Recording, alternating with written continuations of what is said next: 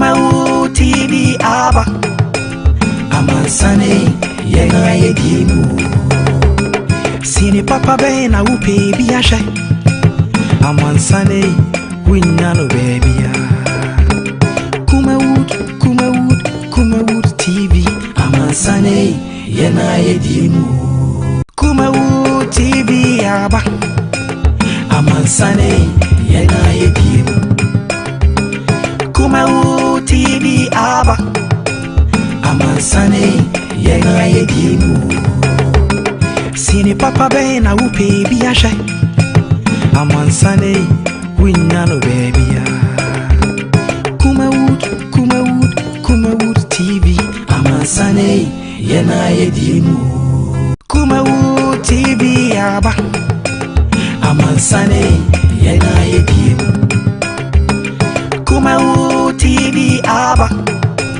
amansane yenga yedimu sini papa be na upe biashe amansane winyano baby ya Kumawood TV amansane yenga yedimu Kumawood TV aba amansane yenga yedimu Kumawood TV aba amansane yenga yedimu sini papa be na upe biashe amansane winyano baby ya Kumawood TV amansane yenga yedimu Kumawood TV aba amansane yenga yedimu Kumawood TV aba amansane yenga yedimu sini papa be na upe biashe amansane winyano baby ya Kumawood TV amansane yenga yedimu Kumawood TV aba amansane yenga yedimu Kumawood TV aba amansane yenga yedimu sini papa be na upe biashe amansane winyano baby ya Kumawood TV amansane yenga yedimu Kumawood TV aba amansane yenga yedimu Kumawood TV aba aseda piesie ena yade ma de obo soro na wonya adaje ebo asase ewiemu nyema nyina ni wiase nyema nyina eye ne dia kromotie sa ne ho bopo a enye yie ono ene alpha ene omega onyame de ya hyase na anojo ada ene ye fiada ode ye wi a ne ye kasa sida enka de busua ye mu adwo ne mu akwaba enfamra sinupi on Kumawood television ene eye de fiada bosome edubako de toso ensia ene enti nyame yadoma o kyena bosome pepepe na oman no akoto aba under the fourth republic the 8th parliament na ye hwese bia masebjafo weto mo so aba na afi no mampani so no weto aba ni a kire de Ghana fo nyina ajotum se ono ne so ese fata se obedi oman no animo ya transie yi efisa be akopem se no nsia bebo ibenya mre na yedi nkomo adwendwene oman Ghana ho mimide ade Michael nana atomako be frame se Mike aseda enko emfa ema God's Way casket shop the oboaye sanso na time heba mixture o se awoso season 2 be woso ne twabigu na me eya adom ochina na audition no eba so ewo Kumase ahonjo Atenga Junction awos pap ho na awoso season 2 no audition no ebe koso kan ketesi time heba mixture na oboaye be de jumadi no etumi ede abramo ibenya mre na nei na di commotion so we are live on Facebook Kumawood TV okoha o like it na wa share na mafo so enya bi ahwe sanso and also live on YouTube Kumawood TV Kumawood radio online so no betumi enya na afi yetimi edi nkomo nei nsam no edos no ye hyase free na no dwoada sebe si free dwoada ebe si ene fie dai ye nyamre atumi asi hu nkonwa adoso no ebiebie mu amwa temanyefo ne nsam ase said ebe ya December 7th okokosi gina ya bosi gina ya ebetumi aboy His Excellency started his 4-day tour in Ashanti region on last Wednesday. Enei me no ka say sabre ka say omanpani akokopie mu anase nchekra na akokopie mu ewo Swame constituency Breman unze Swame yesi Gaben Hospital ewo ho mazi vonso no omonse bebre niama omuhia sa ba ne ba ya mo a onyeye bigusu awoye Swame so na Ghana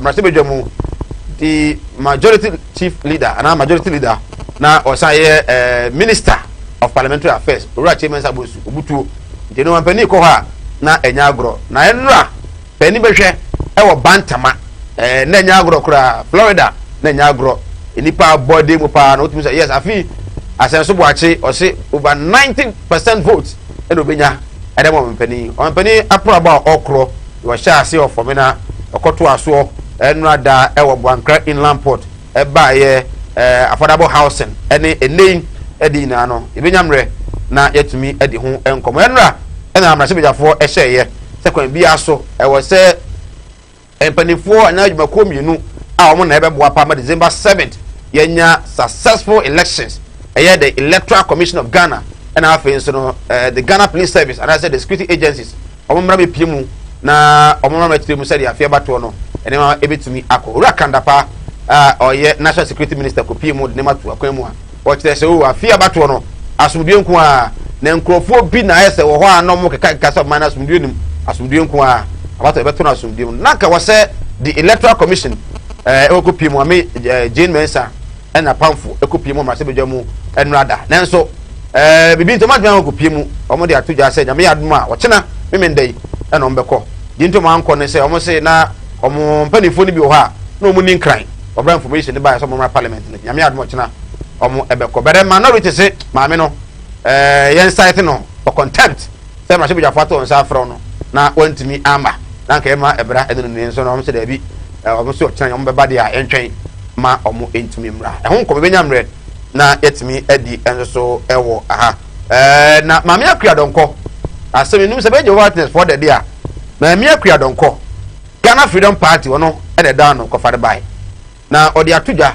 se ono no you witness for to about December 7th ya se e beto se ento omo mfa ho ma me ne se obi nso ko imampani mu bi enjoy your ampani no omu yi no o enjoy ntino nyame adom no obewini as president of Ghana dia you witness for nyina no o se obemo odi se se mo ya badwuma pa de ma munye bi o be odwuma de aye na badwuma pa de so ko teacher na ho ne nkoto aba na omanu munye de na napko mura ne ko napko o se da bi sa na mo ye de mo se chama adwene mo nsesa mo adwene na wampani that John Dramani Mahama His Excellency after say over the week otutu bi e de amane the special prosecutor Martin Alamisi Amidu o de atudwa se oman yenyina so e be sikase mu pa de a NDs ne betumi aye wa hye ni ye nyame ado December 7th yen kai na ento aba ema NDs wonu se enei wo ye NDs ne tere uncle se Wallace na wonye fast ni bia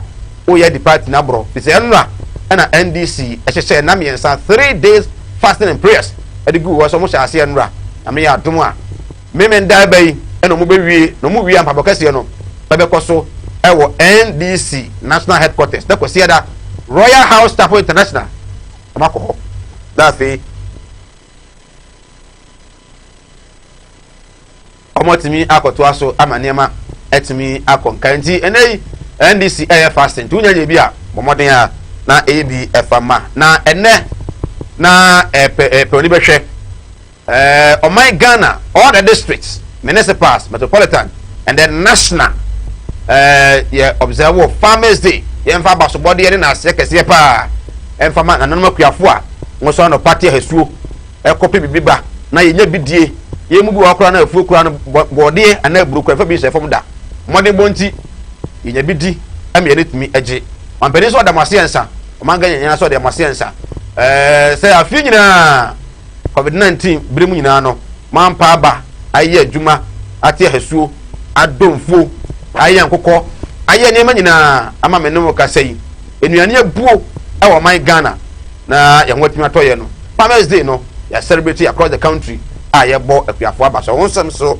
ɛwɔ ebenyamrɛ na yɛtumi ɛdi ho ɛnkɔmɔ ɛnso ɛwɔ awampani adamase na wadamase a ɛsɛ ɛfata na Progressive People's Party PPP ɛnso ɛsɛ wɔn bɛsrɛ paa wɔn bɛsrɛ kotodwe gu fam sɛ nkabɛyɛ Ghana's Finance Minister Ken Ofori-Atta on resign ni nyinaa no ɛyɛ wɔn nso sɛ mmɔden bɔ a wɔammɔ ɛde fa ɛjapa royalty deal no ɛho ɛbɛyɛ wɔn mmɔden a na on resign nsɛm yi dɔɔso ebenyamrɛ na yɛsi ho nkonnwa ɛde ho nkɔmɔ nei mensa ɛbɛka Jataba ajenim Boateng Dr. Nana Jataba leader and founder UFP amanyekuo no ɔyɛba ebedi nkɔmɔ akra na afei wia Uncle Sir Wallace Ababio administrator edema NDC in Ashanti Richard mia mofa pemu pa NDC for ba no man head anhwe ne yie ebi the second come of NDC mbeto mo leader Uncle Wallace ansana eja akra ebedo ebi na eja akra ka dem a akwaje ni dia kakra e won ho sanso na Jackson social commentator no so eba na afi nana Boache and so I became honored to me Eddie and come. The Michael Nana Aduma Kujumadi no Sinupi on Kumawood television.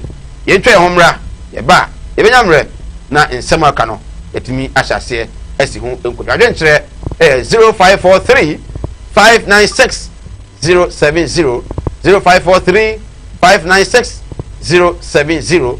Your views, thoughts and comment drop them ye benyamre ye tumi akenkan ama mansan ni wiase na etumi atonka live on Facebook, on YouTube and on Kumawood Radio Online.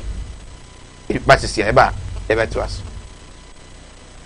Yes, Kumawood Training Institute and Sanjuma Ahimfie Asaka Omohobio or say fa nami ansape fa be fian Sanjuma never bo bra mentra ho na de bia no enkosre sika ewo bi ho wan kasa ye boss ye wan kasa waduma na wo so ye mfro boss ni bi enu ti na Kumawood TV for edwene Ghana for ho eno makofa Kumawood Training Institute Ediaba Sebra Nebesuansa no dwuma na emwa yede enam yensen esuansa no dwuma bi te say bees making shampoo conditioner hair pomade with decide the akuafo adi spray omo no bae so no bra nebesua na emwa CCTV and multi-TV installations bioenzymes 3D epoxy biofield digester the friend of flash ya na ahye no sansa no dwuma we nyina yede enam yensape ana de asi ho a yede ebe kyerɛkyerɛ mu nyina utifie bi a wadwe bɛyɛ sɛ ɛbɛyɛ den kra na matimi de nam yensape asua saa ansano dwuma we nyina mame kyerɛw ɔmo ba last month no ɔmo bɛdi adanse sɛ ampa ɔmo timi de nam yensape asua ansano dwuma bebree anu nti ba nya sɛ wontimi nsua anu nti yɛse fa 300 Ghana cedis per never besua saa ansano dwuma we nyina ɛba so on the 26th 27th and 28th November Friday, Saturday, and Sunday, and nam yensape and ye dear see what ye this your sons and do my nyina. So fresh neba, baby obada, free. And to ready, catch the wunia, no unions on catch in India. Say Kumawood Training Institute for dear. How much are there? Sabi walk on school though. So go school though, ubeti me as heavy. And the baby will be any baby will free beer. But what they say, Obafaka. No ba Kumase ahojo Atenga Junction baby a Kumawood TV for no e ho apepepe fresh number na that screen so no 0244 294066 0244 294066 Kumawood Training Institute or say and Sanujuma Ahimfie beye butu where the party there today. Hey mama, hey I ever say. Okay, everybody or say TIME Time Heba. I was so season 2 or this year no. Assign a baby. when you're back, not the what the 18 years aircraft, who qualify say, I was so audition, over to me Abedi. The Indian said, what is here, now best shaky, no what twacky, no one was so, now you're fair, and no one any here. So you're back, not over to my way now. Me Pacho, and your baby, for only at the Kumawood TV. Never pick forms, no, share forms, no, I am free. Yeah, no capra bakra. A time heba. I was season 2 audition. Audition the kind of a fear the fear. Wait, a Kumawood TV premises wa. I want you a singer dancing. I was pop Kumasi. A hop and a first audition. No, yeah, the ever message so. Namia Duma on the 7th November 2020. A young Musumi a yesum ye. Need that also and song and a yes here. But what the after was over baby. But try to follow so. A free. Obia Tiba, no better. Jumadi, I check the brave. Jomedicano, Yadini called Dubai. Empo, Sao Pen Dubai, no, not Sao Pese, Yan Sigadamawa, near Katikani in album, near the amount, not the other by an hour there, so the better car, all their top, so the best view, so the Bayan Jubo, so the Bayan, now they are here. The Abatasumi, no, yeah, man of 5,000 Ghana cities, and at the Abatasumi and Sano, or no, see a man of 3,000 Ghana cities. And I said, and you went on 4 p.m. Now contestants I am ready. Wait, I TIME time heba. I was walk season 2. For number now that screen is so no. Never is here 0243 174870 0243 174870. Or see the time I was walk. Nobody has to say shake your waist. Time heba. I was walk. Shake your waist. I was season 2. Sponsored by TIME. Time heba. A party day today. Hey mama, hey I ever say.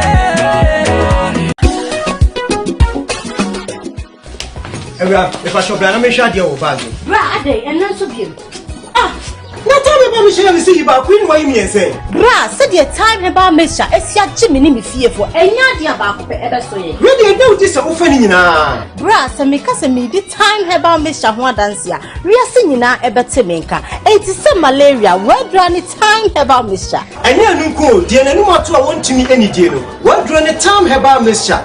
A drink and your mark or bar waffle through. Dear, one mark or down for any aquada when you feel do you and son of the time about Mr. Draven. She's a walk hospital and answer lab. I'm what who said, oh, a 3-day malaria be answer. I also time me TIME. Time about Misha. I feel malaria fever the other is Ziva, a woman, ever trouble. FDA, I should dread ye in Quatsui more aji at Sumose a year. Well, our Pia, I say, free. Why the den? It's slower. We na fako ko hwehwe na se dia wa wonu tua wo fa se no mo ye dena ma me ti we na wo yere na mfa nkonkoye iguma na ma me wai slower Abusa yenko no kumase munko no kumase Martin Luther. Oh, it's been a long time. Oh, yeah. Me say, Minia, obra kwantu ya o. Semina na ma ya nke twene ni ahwedan yo. Ne busu ya fani asuma me. Semina me pada ka. E wo kuma se akambara. Na me se ya chini. Ye nya da ka yi. Na nsani na that's why. Mo shia me dey we problem kra. Wo be dey say me free Dubai be through Ghana. Ana me na na kwabentwi. Wo to na na no ansia do. Me je yi ni for me so. E wa bre de me ni kapre. Odu wo bi na kire me go straight casket shop. Ah e wo kuma se labor hire. Me ko ho no ma. Anu musa ni me yes kan hye ye o. Wo de bi ntwa no. Me sika ye di ma me se me fa bra no. Ni so afi so ye se me ambulance. Na me sam fa de be da no enka ambulance any dey be down omu ambulance service it only problem kra any na ye here ni say ubenya sika kakra bi dia to ase you know say Kumasi stay by plan o ye kwana mko kira o some who's when casket shop here ye wona come bere te say dey move ni na who's when casket shop ye wo Kumasi in Continental town ye dey labor office na ben who's when casket shop ana We are the dealers in quality local and foreign caskets.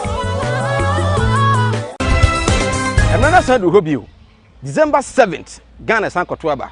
Since 1992, I am NDC and NPP. And somebody will hold Nippon Sinupi. Nyan to about and this are buying your mind. So what you say, MPP, your money.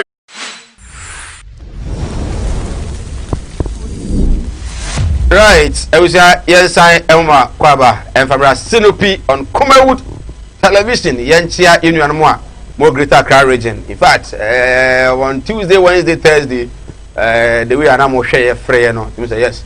I mean, Ishram Western region, Takwani Pristi Afonso, the Chamupa, and Northeast region, Chicho Ibi Ghana, O'Shea, Musa Wamanania, Mufulens, Chachamupa, Facebook, with me also now Akutie.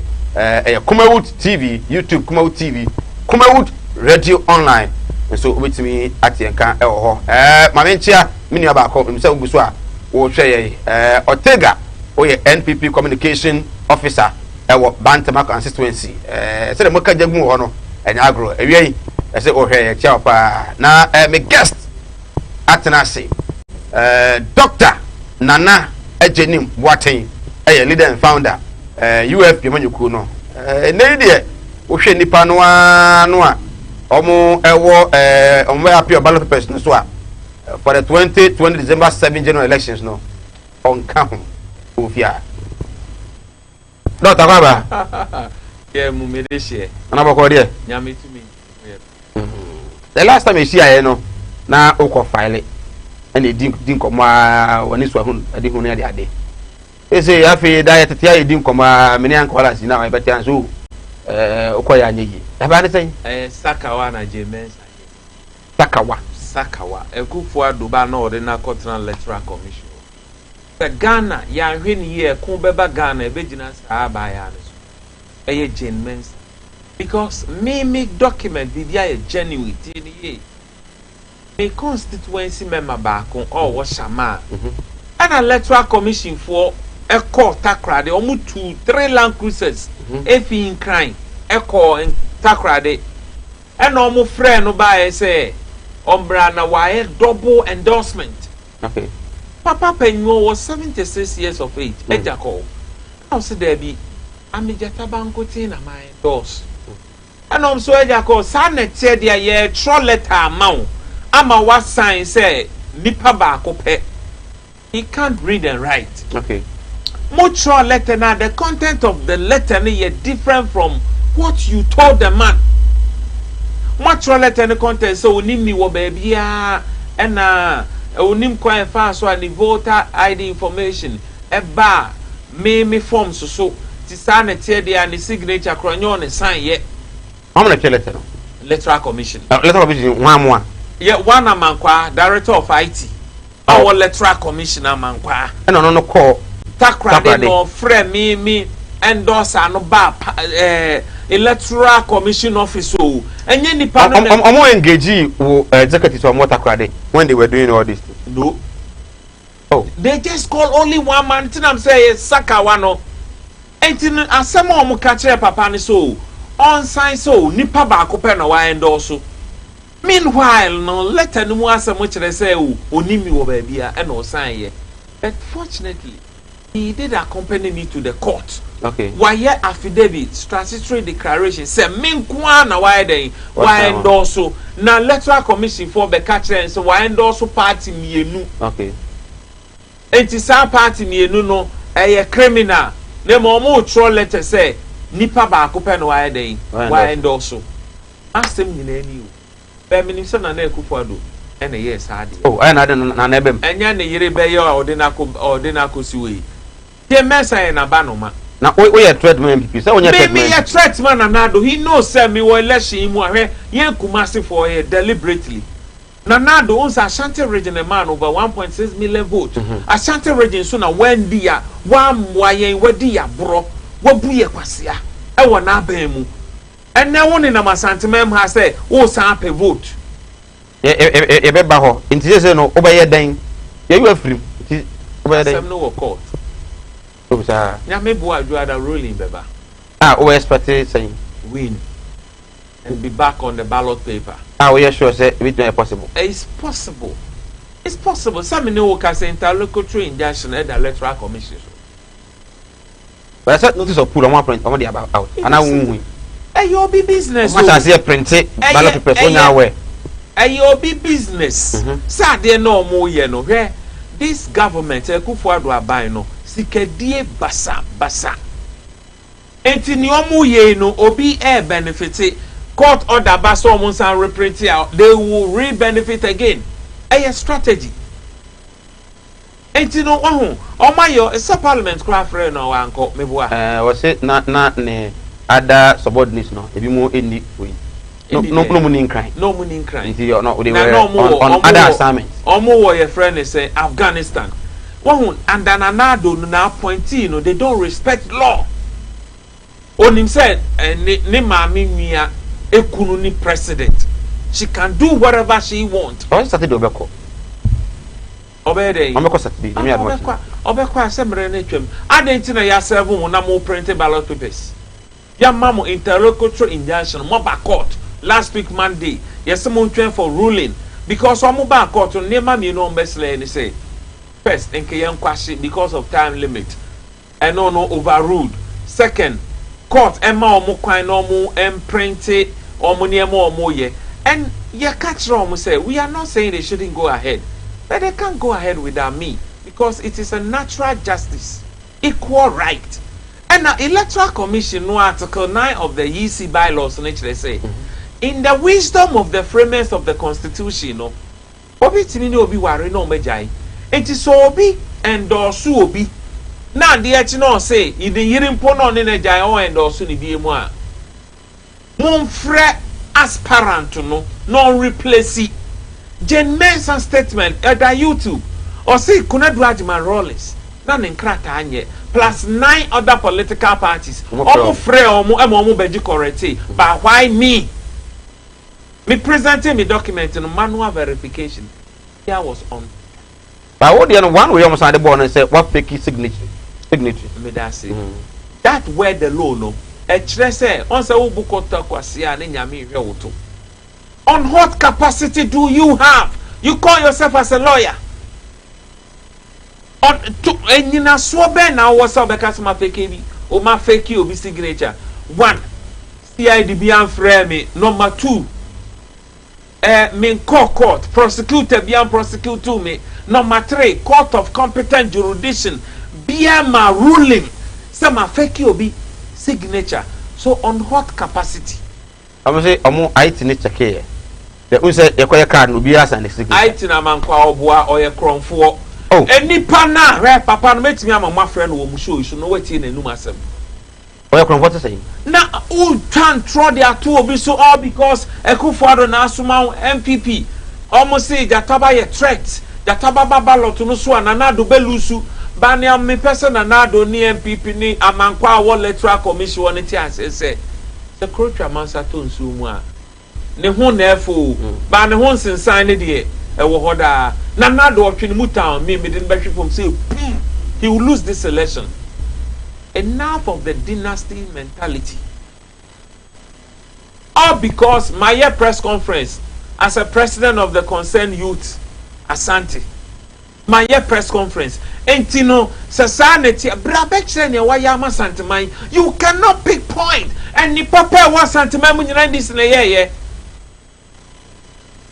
don mahama yebi J Rollins ayebi J Mills ayebi Ekufuado brabechre ne wa ye wa santeman mu hwe nanu na me kwa ye wo buase for me na okay.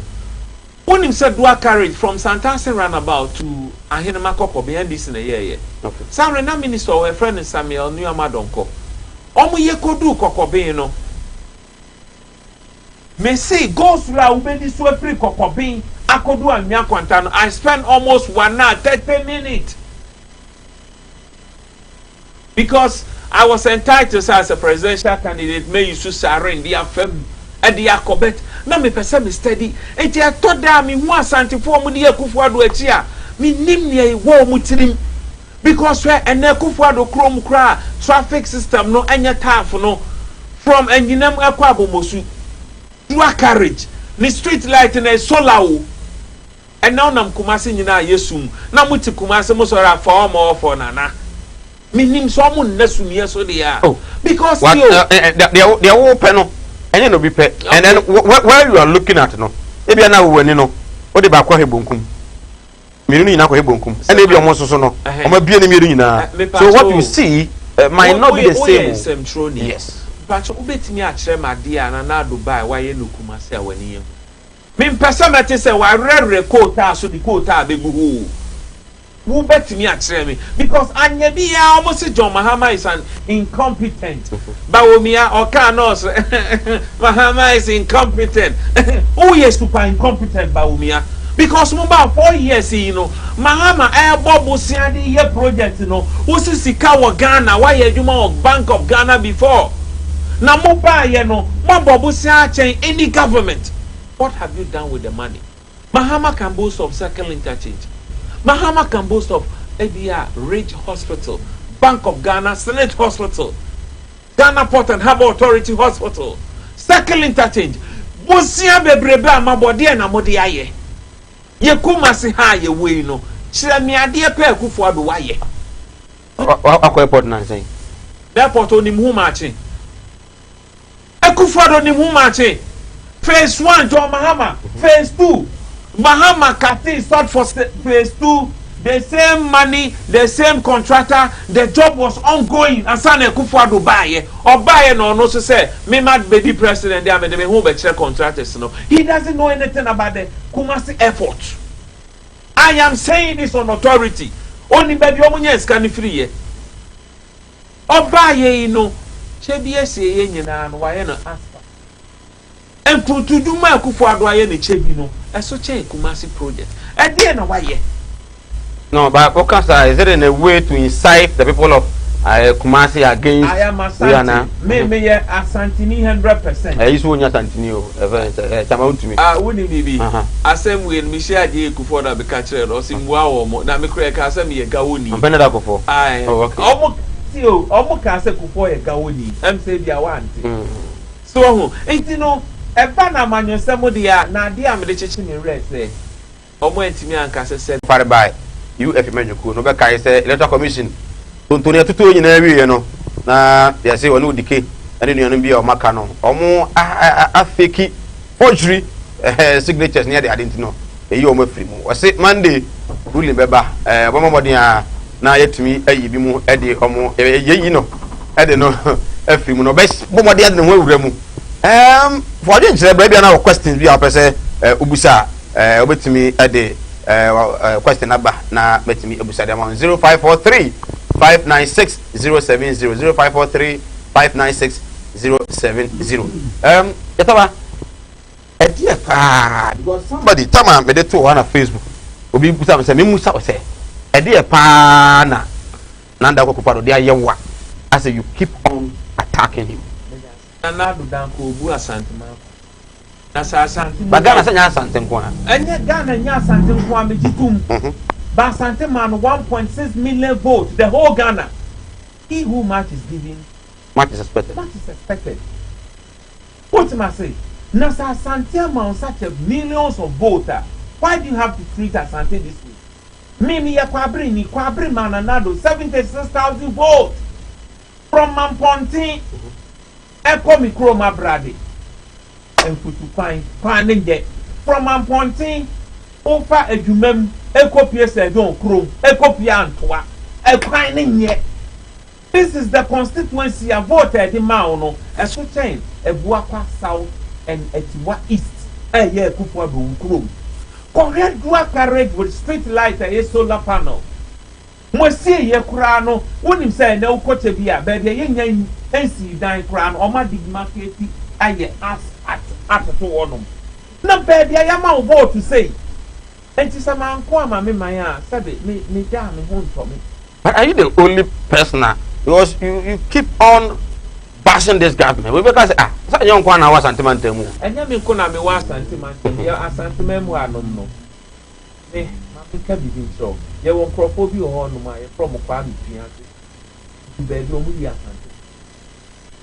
enti nipa bebre wo santemam mu hanoma omodo akufo ado chen asante omo ne no ewo 1 rem enti no wo beka akufo ado ho asem kura no nipa bebre omo work kura against santehene ba me ni baabi akose santemam mu hano enti me de meko mama sikagwa abrebiya na wo ye santini na ye cheche mpuntuo na wo prebi ma santemam mu a na de wo santina wo ye na ni hwehe ene akufo ado a ogu kwabrandufu adwuma ogu asantefo adwuma o pakisika makenofori atei no anye bia bibi besi wo santemam ama kenofori atawasi ada na santi ye mistake ne me akufo ado di president a ofinkan odute bia waka onsi kumasi kora biem se do de ohia ye biem ota ye de man na wempo osan hia se ye san be man no 4 term no wabu ye kwase as ene enra ye so apokate sword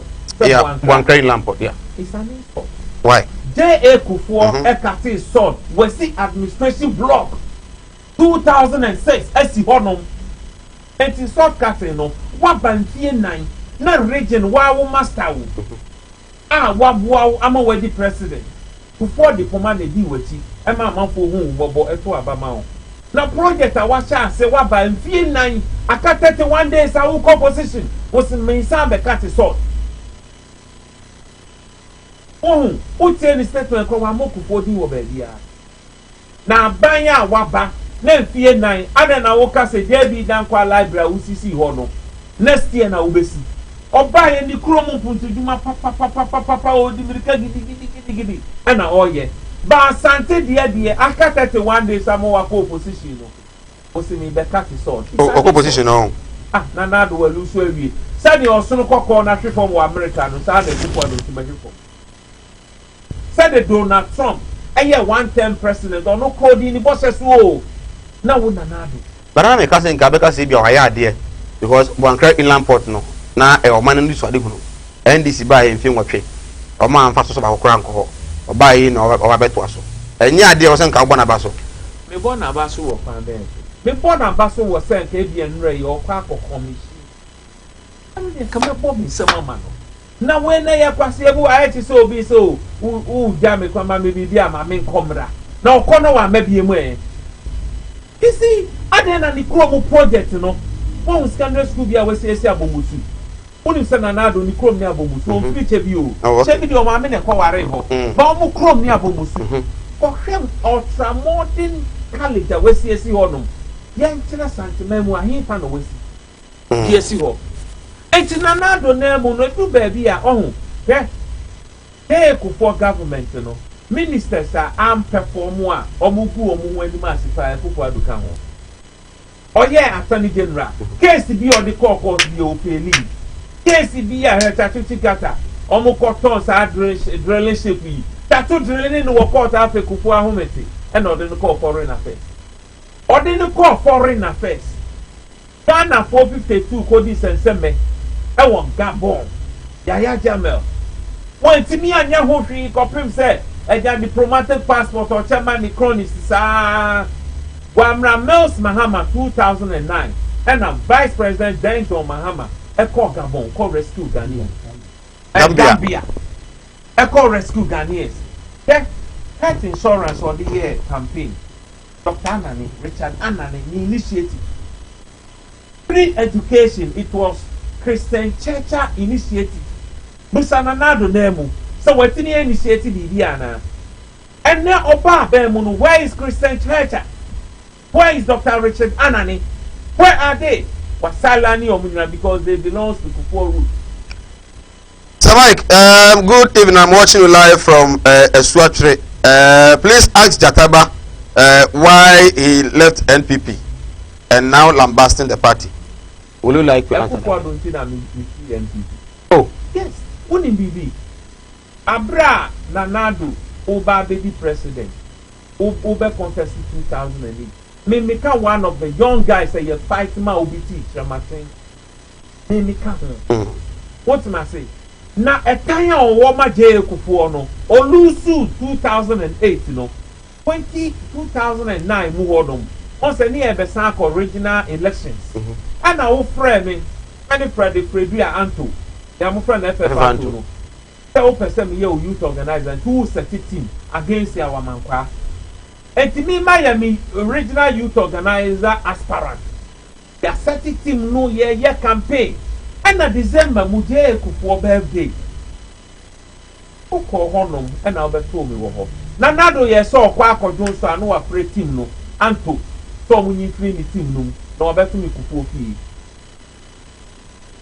Niema Mija MPP no I'm saying this I don't need anything from anyone Kufuor do pon kasa me boa ma case na nim pen ofre team ni say wa beto me Kufuor fie enti ye nyi me free ni team mu I'm saying akoto afrie ye ba fo akoto bai ofre me a na say wo de wo ye ho no mkofa agidi on bo akon sam no nto aba wo kuma se da o that is the lawlessness of Kufuor do say si boatin say na down for bano no nto aba wa Ashanti region da e no mu be impose no so mo friend say me step down no am say the quality. Yes, still on the day of election Nanado knows I'm winning. Those days was sending 200 Ghana each. Say and 20 yami. And the man give you BT. Do penny back. What sort of back? And it's now so I'm beginning say na I change now was say your son Kufuor Adwana. Me bosom there friend the Kufuor Adwana. I don't worship that mankind. Men some no. Say no more the man me this team. Enti kachi ni obisa ni say Kufuor do na memo born in the governance where when J. Kufuor was the leader of NPP, New Patriotic Party, no. So a young guy. I was the leader of a Young Elephant Movement, 1999-2000. Many Alaji Akwesi Yabua. Me a founding member of Young Elephant. I did fighting my NPP by power. Sam now a young guy now misbehave for a pro see. They do NDC for Netisa. Sam intellectuals. Kofi Kunedua Preku. Lawyer Sekwe late. Bafu Boni. Now so kway. Near Nias you. Yeah, I squat east and west. Ta kodie atuma nwa bieja atuma ese ni enche atuma mu na sa kodie onamo sa kodie eskebu afu subi before then kwana me subi no organize ansana na doctor na ne bantman na bom say boom ana ne kra ne kofo settlement abu subaye e ma sam not on spare parts e wo magazine both and not and now buy a wo do Kufuor do chance antemai didn't na so me run about ye ready budget some be no 2017 o manye no mo di Asante box side koji bosia o mo di come ye straight o mo di ko settlements about mo yina ta o mo ndo santemai tese Kufuor do na no mo som ne se bosom na me tima se din se mo bu Asante kwase ache 2017 mo ready budget mo si mo be si aranga janshi interchange this is open document to be able to me check it. Mubesi Swami roundabout interchange. Mubesi Santas roundabout interchange. Manye 2018 one ferry. Musa the repeat after 1 month musisi ho na mo person no hydro musia bi. So Mahama in the wisdom obe free so no de ni box side amagami ni ba omeka se ni nia ba me pai boni say sanko mo ji free Ibrahim nsam no mo di man Ghana ni bia mpoa kan ha me uji Asante meja pade afri ni nsam o mo de koji bosia wo China upeja mumu ano Tamale interchange at Encline Kasua interchange sorry dan so man mo stand di akowura pokuase na Kumasi de moja yesa na me kan we ya na do makaboni. Good evening, Mr. Mike. I'm watching from Apramodo in the western region. Please ask Jataba if he is not been able to go through, which party will he support? United Front Party, Article 66. The highest decision-making body of US, is the NEC, the National Executive Committee. Although I'm a leader, but I'm an autocratic leader, say Kufuor. A democratic Mahama. What do I say? Until your neck, no, the mandate, almost manipulated judiciary. At the end, data force for a security coordinator, for I could do court, no. boys say in the EBC. Okay. It is almost a manipulated judge obey your criminal court one court complex. Your next you be beside it. Yeah. What's the time? You better sanity. But not a Kufuado. A Kufuado be I was so loose. Naomi Acheba Swami, okay. Swami someone Abraham, okay. Somebody we are watching and waiting for the president patiently. It seems Jataba has no respect for a leader. He no winning. Say your mind why. Oh, say your system no suppression. It do the the customary way no. Abba, amemwonum, and no ne beat no. But abroche na kolawo ye bibi na enye obeka excuse me. It doesn't make sense. And which is the patois? Okay. Oh, entini ni aba no onim Ekufuado asante na ma na ye ne wayo. Die na waya ma asante man. Amanyo semu no enye esom na wakase wo metu Roma mu. Esom mu kura no mpa ebo ne se obedi ye wa asase so. Na wasre Nyankopon se oto ne nsafre wa. Wasa koda ige Abraham kukumu. Na sawu watu abama manyokuo na manyokuo na gwini abapawa. No ye ni kromu ye. Na wote breman yi. Na eni papa bi ankoso wo breman. Na wontimi nka na Jataba wa kukudo na obeka. I respect Nanado so much as a president. But that no restand no. Oye ni enya meka. I don't fear him. I don't worship my kind. After all, no, eba manyo semu Nanado nye na feneme. My former political party, Bono MPP na man for party. Olusuweya, he's not a founder of MPP. It's about that level cry. I'm a founder. He's not a founder. Ibrahim Kunsu, Samaik, do ask Jataba how much he has collected from John Mahama. People have questions. When he be assembly, Obu Bisa or brother Mahama or government. Now, a few baby, so what can Santaman Puntua almost Mahama the tower. And they said John Mahama do a Santaman cow. And I was saying, so back to a Tuma MPP, no, Nankian Tuma Mahama. Because OPP are overcast in Puntu Juma, some our Santa Memono, almost a and Mahama Maniska. They said, yes, and your party about Kotokono. And you can say Mahama, bro. Otega, Antema Communication Officer for the NPP. Jataba should give us a break because we all know he is working for John Mahama and the NDC. Regards to Bantama Asenso Bwache. Otega Boshe. Asenso Bwache or a deputy chief of staff. Yeah. Fufuo and I'm a farm to work. The constituency, Ufro Himua, Crapine Fontanine. Ah, Oba Pen Piedi Woho. Something obeying you. After no ye chief of staff, after no be chief of staff. You know, chief of staff is powerful than a minister. One tini anya bibi papa pi wo kwan we so. Now people like this run say ye won crofo bi wo ho no ma omu ye bia omu nye tire. Omu no di e tire ba me ye tire.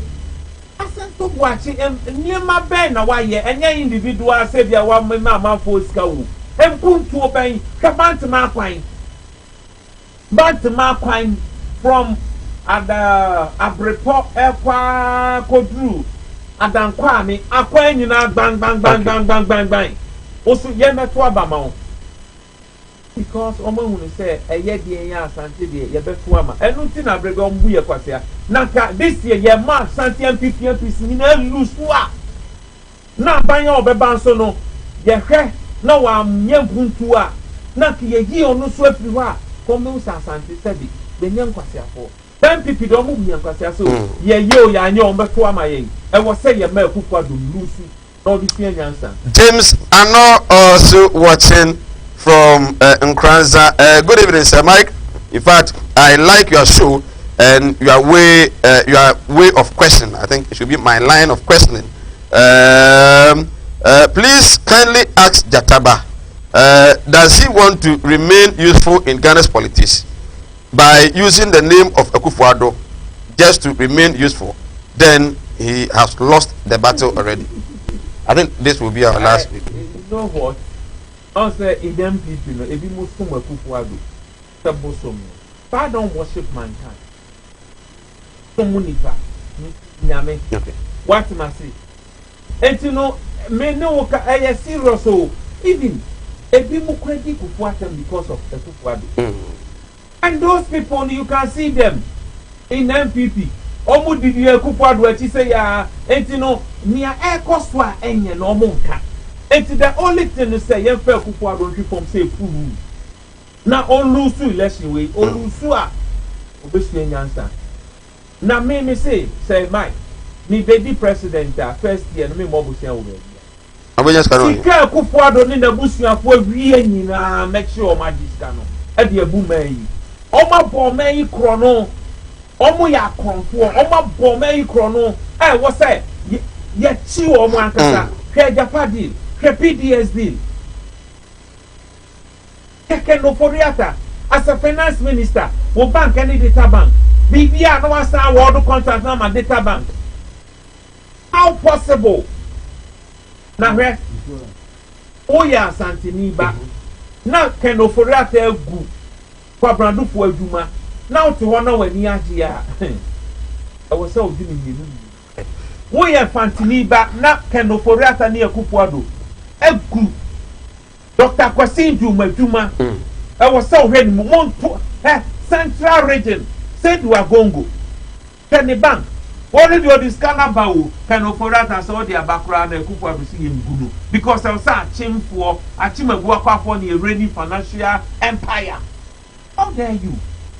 In 1982, Mangwaze shipping. Okay. Only send out Pabrandu for or employer of Safumafu. Okay. Obia Bobredu say ya no wa baby na guse wom. Nigeria alata mine omata nipa ba ko ati Dangote wa penetrate Benin wa penetrate Togo wa bedru Ghana ene okọ Cote d'Ivoire ene okọ Burkina Faso enti wo ye Ghana ni anya wo de se obedu Ghana Burkina ana Cote d'Ivoire na wo say Unibank yeso Ghana ni bank na wo Kufuado dia wo pesa wo bre Ghana fo nyina businessmen as ni onya achimuni na keno for rata data bank here investment bank and na mu yes boom say wow. Right, I was here many Dr. Nana Ejeni Mbuaten aka Jataba, leader and founder UFP. Or can say they would declare ye na mande ruling the banam one ballot panel so there if you are not one or so. But then he also has a concern and as a leader of a political party and adventure and also at the Abai. Your Excellency, me Jao Amwako. December 7th. How do you see the atmosphere? The atmosphere is very raw because the Electoral Commission sees the most corrupt Electoral Commission. Because ultimately Kodada will be a yen saka what throw letter. Efa no ho say nipa ne sign na say nipa na sign wa amra. I don't know your allegation I will make. I may say this is not an allegation. I am saying it so everybody can quote me and the case is at court. Okay. The fellow has sworn an affidavit. Because this time I'm using affidavit, you know. Your friend is statutory declaration. Okay. One man manayama was signed. Mr. Dan wa back out or say, or pay amankwana shina sum papa penini or your retired man. Say let's commission wife in a pony way. Ninja so made me pulling agent for best support to NDC pulling agent. And in America, you know, me mama, me making sure some crop for best support to whoever. At the police station, once a Kufuado responds, if you don't call Akpalu, and the rest. I'm not aware of that. I am. Why should a Kufuado support because you know, or say or no the Omu you na manage your man. Oh, okay. Yes. Kofi Akpalu says so the on say me and me. Oh yes, so me ha. And I have quite Omu friend say Omedi Land Cruiser. I was there.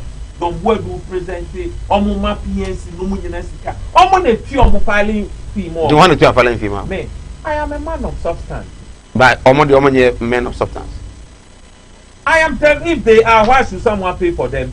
Me chinyan me farm product and kwana me ton ya me di kopia. This can also can as I say. No, says can me nya some no court. Okay. Asem no court. Okay. So what I say, you say yes. December 7th, who is saying December 7th, no, first of all, security yet. the security plan the Kufuado because Delta Force and Invisible Force for ya Nanado Dakwa Kufuado mom kopre praman for say omudachi ese omusebre IGP Asantia Pietu Enya Kukudo say I don't know anything about it. The district commander on say onim ho he what am I say and no short committee almost 30 years no report no other than Nanado waji atana so now obi to brand the champion enam I mean I'm giving this warning to MPP so your man can say election no more lose enti no omo be ba be wiem omo be create mayhem our police station wa e be twa omo asi wo bi we will crush that in what way in any means necessary in any means necessary how do you mean by in any means necessary in any means necessary say wo ko to wa ba na wo no why adwen say amount 20,000 onim say o makra moto saba o mo de be sa operation I'm not aware I am telling you a tour where there is even a leg o mo be yi a tour no e wa ahontu area mu ha no so mo de be ma MPP Delta Force for no oh that's serious government in power there why should the government in power do this wouldn't it possible they are losing when Mahama saw that he was losing did he do no, same Mahama is one of the most gentle president Ghana has ever had Mahama time no who say on my NDC muko there say binim omo ni sa basa groups ni duom Azoka boys what is say omo de tuo by election bi akodi nkwasi asem say the MPP for ye either wa mra brand champ for class ono ne man wo mo da so omo nkoye national security operatives they were national security operatives no, you are aware they are not well trained national security operatives we knew them right. as NPP soldiers and they were fortunate maybe nya ba kokora ni come effect to minimum kamisia wa ten right because some man no Nanado ehiasumdie amon kasa nchire Kufuado say we lose onjintum na tu omoye omaji so mo be chama boys no so mo de baba police station no ya be people wo mo di if they dare so mo de tu obeye we will crush them and mash them. Right, Abusia, His Excellency Dr. Nana Ejidimboate, leader and founder UFP. Amanyoku and no Edi and Combo. Najentre Edefa Omenya Mamu any abate beto na me ya domwa December 7th any ekwan difa so free mu ene no enyamra yedi ho ago ni sebrepem e be senya no yen na di nkomo adwenta de ba ye de antimi amusa de akam bia no brepem no e be hwe na yetumi ade ama ye twa ye ho emra ye ba Anke Wallace and Afi Jackson and so e wa be nyamre na ya twa nkomo no so e ba se e ba e be to aso yes Kumawood Training Institute and San Juma Ahimfie asaka omo ho bieu o se fa na miensa pe fa be fiansa no Juma na fa bo bra mentra ho na de bia no enkosre sika e wo bi ho wankasa ye boss ye wankasa wo Juma na wo so ye fro boss ni bi enu ti na Kumawood TV for edwene Ghana for ho eno makofa Kumawood Training Institute Ediaba Sebra na be fiansa no Juma na emwa yede enam yensen fiansa no Juma bi ti say bees making shampoo conditioner hair pomade we decide the akuafo adi spray omo no bae so no bra na be sua na emwa CCTV and multi TV installations bioenzymes 3D epoxy biofield digester the friend of flash na ahye no sansa no Juma we nyina yede enam yensa pe ana de asi ho a yade ebe kyerɛkyerɛ mu nyina utifie bi a wadwen bɛ yɛ sɛ ɛbɛyɛ den kra na matimi de nam yansa pɛ asua saa ansanodwuma we nyina ma me kyerɛw ɔmo mo ba last month no ɔmo bɛdi adanse sɛ ampa ɔmo timi de nam yansa pɛ asua ansanodwuma bebree ɛno nti ba ne nya sɛ wontimi nsua ɛno nti yɛse fa 300 Ghana cedis pɛ na fa bɛsua saa ansanodwuma we nyina ɛba so on the 26th 27th and 28th November Friday, Saturday, and Sunday, and nam yansa pe and ye dear si wa ye de sua sans and duma we nyina so frɛkyerɛ na eba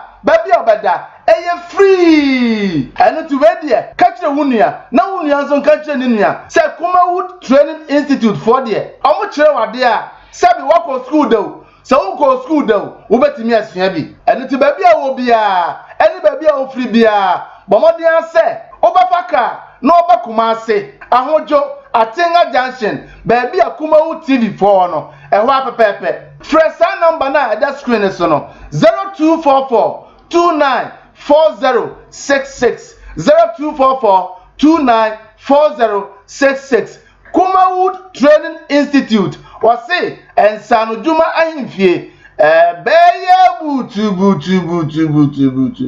where the party day today.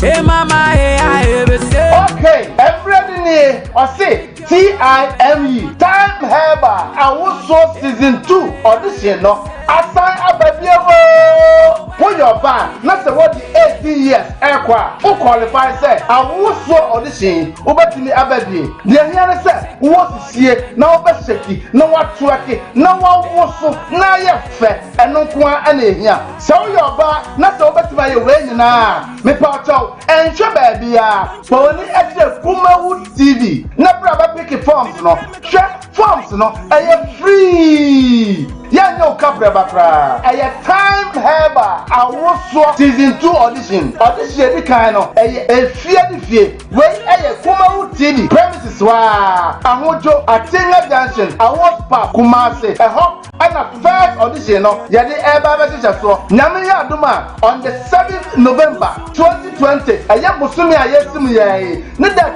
so enson and aye shase bomodi after wo so bebe but try to for so aye free obi afiba no beche bi tumade a chede bebre wom di obedi kan no ye de ne ko Dubai empo se wo pe Dubai no na se wo pese ye ne sika de mawa ne ka sika de na bom ne bi amount na se de Dubai na na de aye so de beto car na de ato so de besi fio so de be ya jubo so de be bia na de aye de beto so mieno no ye man 5,000 Ghana cedis and de beto so miensa no ono so ye man 3,000 Ghana cedis and achede bebre and we no na pepe 4 p.m. na contestants ni na are ready. Where are TIME Time Heba Awuso Season 2. For number na that screen is no. Ne praise is here 0243 174870 0243 174870. Or say the Time Awuso no idea to say shake your waist. Time Heba Awuso shake your waist. Awuso Season 2. Ebeye butu. Sponsored by TIME Time Heba. Party day today. Hey mama, hey I ever say.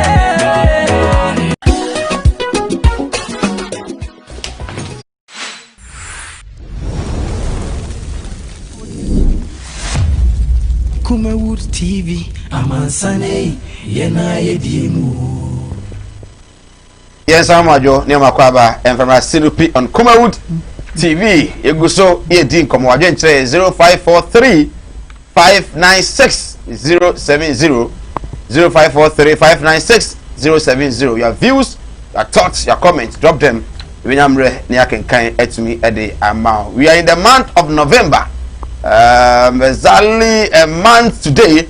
Na the best year we Ghana for na decide we campaign nyina no abawiye na ade cheso a ne kwakoto aba yehwe se ibetie nsem ni yi na ibesi gina betumi aboa no man no atumi atumpon hyene nso se gina ya obesi December 7th no eno ene de bedi o man nanim mfie 9 eno nti usi gina ya na wasi gina beboa mo man no atumi atumpon emfa seda emfa ema Gospel casket wanya yie na ope funadaka ambulance ade funu ebetumu ope flowers ade begu emunu eso ana se ebia sika na opede yie no a enei Gospel casket se ebie yakwan ede ato wanya yie nko ade a omode ne bra funadaka no all kinds bono so ofompa betumi aboa wo ope se yefro kwa de manwa in your own way betumi aye de ama kama let me aboa wo ama yie no atumi akoso sika wo de be fa nkonwa de beton san ya de nyina no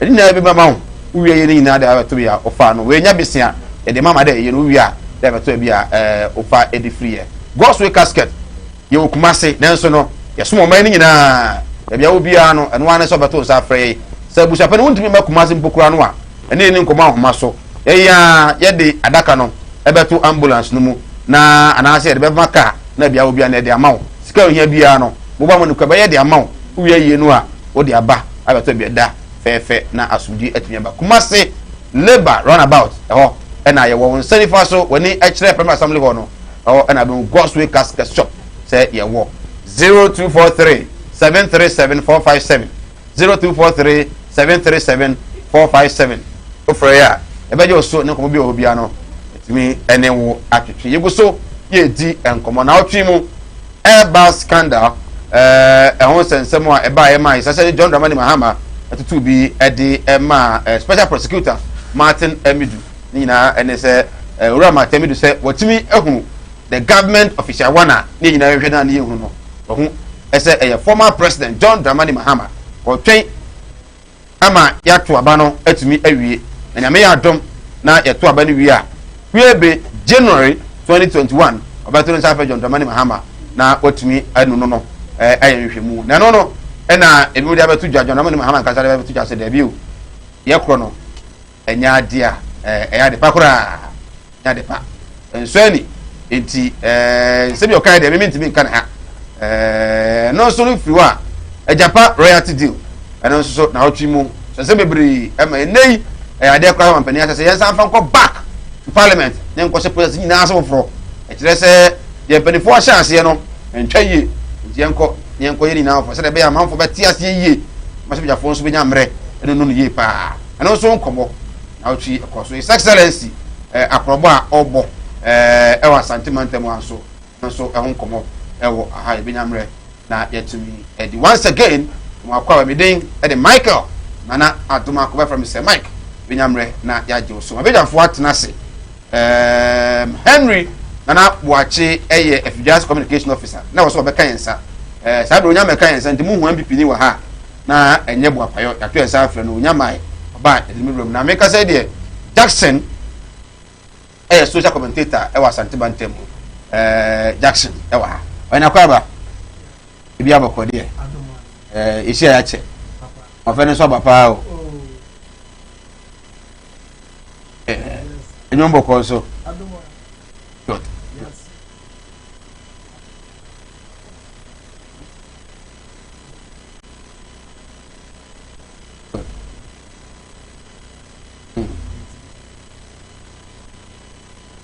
Sir Wallace Abebiu administrator of the NDC Asante region admi akwaba ya dan ene on say itimi hume dia na jese na ase na se di ma biyampon John Dramani Mahanso oho uhwe yatari ya tisa sibo oba no se je sibo eba no okay order number 2 no so say too sure and too direct number 2 no too sure actually say oba for sure okay and too direct no actually say otwa 4 years osabi twa 2 aka hon direct na ye 8 the moon say the second coming of Jesus Christ no so ban sabi na de the second coming of John Dramani Mahama so bia no so ban sabi na de awi na de say obi a wodi ganeska obi a 500 excavators enya taba etime atu ayira 700 abobo ya enya taba atu ayira omo fire no ye ba na wi na de baby omo de fire no omo de beba ye ba no pabin so ye ma obi a wodi ska bia te be ka Japan royalties ma se PDS kra ho ese mo di PDS kan ho omo agana sika omo fom no se we say no obi a Kwame Nkrumah kan the chiefs will run and leave their sandal behind Kwame Nkrumah 1960 aduna the second coming of John so just emran ye di yeduma anya se ye besi obi o 500 excavators ne cover pa tintin chemi na Frimpong Manson na oye adio Frimpong Boating good onwa na bie na no aka na obi oso o match size excavators na be go emre twa emu 500 o mo hwa o mu enti de enti o kan se mu 500 ayira no say so obeka ena isiru so abobo ya ono so 400 and another 200 300 abeka ho 700 baby asabubo ya no efa no e wo contain them e wo Savannah Development Authority say nothing adi e na wo ma ko ho anado 10 pm wo ma fa container no ma ko say 4 to 40 enti wo mo e be fa no so obi ani mo. So you just bring them where did those abuboya go who asked you to come for them, where are they?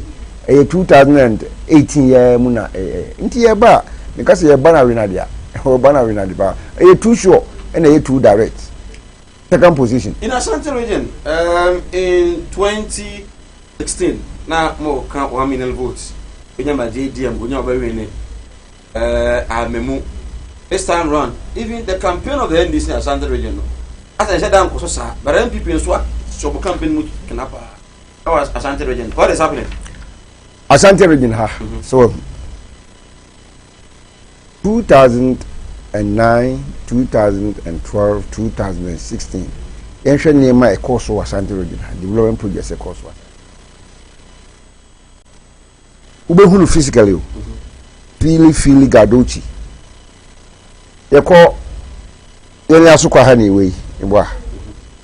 Atonso ago market. Obi ni twa se isi ho abrosai. Oko asonasi marketer isi ho bia ni tua oko tafu marketer isi ho bia ni tua na fe oko kajitia terminal isi ho bia ni tua kakraka wo ho the same Ashanti region no between 2009 and 2017 January making oko adobe wura ubum se community day secondary school isi ho oko adujama community day secondary school isi ho oko offenso kwaso so community day secondary school paako so ebi ho agregins ma ebi ho dwaso banka ebi ho all these things are visible. It is only under the John Dramani Mahama administration and a secondary school building a yabro say it was 1 2 3 4 ebi si Ghana had that John Dramani Mahama make a secondary school level 1 2 3 4 it was so ebi si had that the nyane 1 2 1 2 3 4 there not just say a historic and sana hospitals are you start here but I'm question still no one million go to mo anyam this time one ya mo hu dawro yi afi ne ye bo hu dawro ma asantifo hu from 2009 to 2016 January the year no mo dey atoto the nanado danko akufo ado aye from 2017 to December 2020 South America. President Kufo initiative what we call the Eurojet project. A Eurojet project no. Yeah na amanfo na dwene bi ye omo say ade ye friend say Kumawood hospital kan ho, Formula hospital kan ho, Konongo kan ho da bi. Kumawood no Eurojet no aye tepa. Ena ye friend say Afari military hospital. Ena Sewua regional hospital, Ashanti region ha. These three others no outside. Wa regional hospital ni nyama. But we NMS no a British company. And you loan from Barclays Bank Britain. And they support you in the DCC hospitals be. Hospital na 7 no. Back home and they work for me. Sorry, back home they work for me. Back home and they work Kumawood. Back home and they work Konongo. And others no Medina any a friend said Duduwa any adi they are 7 in all. In the Ashanti region there no hospital projects start here. And I say ye be 2 ye. Tepa A1. Bekwai A2. Formula A3. Kumawood A4. Konongo A5. Sewua A6. Afari A7. We started this project from the scratch.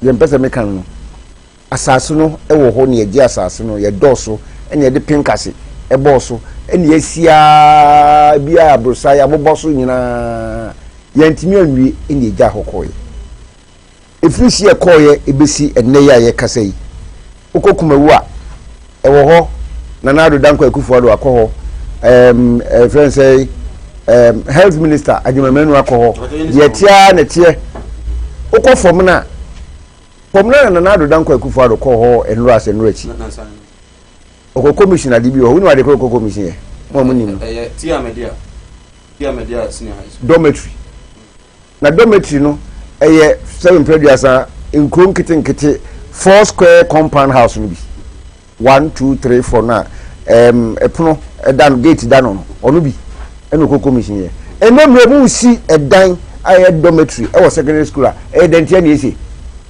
meanwhile formula this hospital no wo hwa formula hwa we so ko nam ho ko hwe se di hu city e ade ye 80% 90% complete no wo nya hwe wo ho e na edentia mo nim Jamaica no wo ko teseka aye kumasia sawe na do dan kwa kufor commission of formula no ibi wo tesek ibi wo dakobu ba kwa den no ma wi hospital ba hospital ade no wan commission ade no wan commission ochina eno be ko ofri yes, you're charging or causing financial loss to the state. Okay. Ufu formula una be kwa neko. Wo formula na abesina be kumasia e na wo sa ko be kwa. Mami me ba. Me ba. O me be kwa ade na formula na me to. Me san ba ho. Jackson, yeah, the nation is here on the second term of John Dramani Mahama. The second coming of John Dramani Mahama, or the second coming of Nada Hokufu. Who is saying, whom you know? Oh, sir, let us say,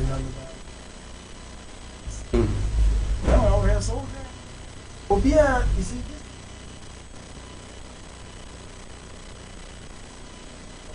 Person, I buy it one. And if you know one may be that. No may be that it me gun and send you as against your Tiago. I when we have baby pen. Oh yes. And we also have promise about we are promise or yeah proud to election form. Near more yeah and money near the form it will be more and for me. And I will soon your white Nana who senior wine 4 years here. Uncle to a balance month. And also air tone. I'm a Ghana for so a year back record. Yeah, baby paying. Again, we have ample evidences to prove. And I say we have ample evidence to show, say, we are there and we are there. Now, where is that so called? All I'm pinning in Abumwa, into was in India, like I said, we have one day. But a year track record series. But I want more crime. And here now, what should be a beer, the fair economy, we are discussing the far other sectors of the country. We are discussing. Coming now, you know, so be a channel will be away. There you can see track record about 1,000. Will be our track record. One over from the one. No, because the Megano areas are Ghana for based on education, health, and health.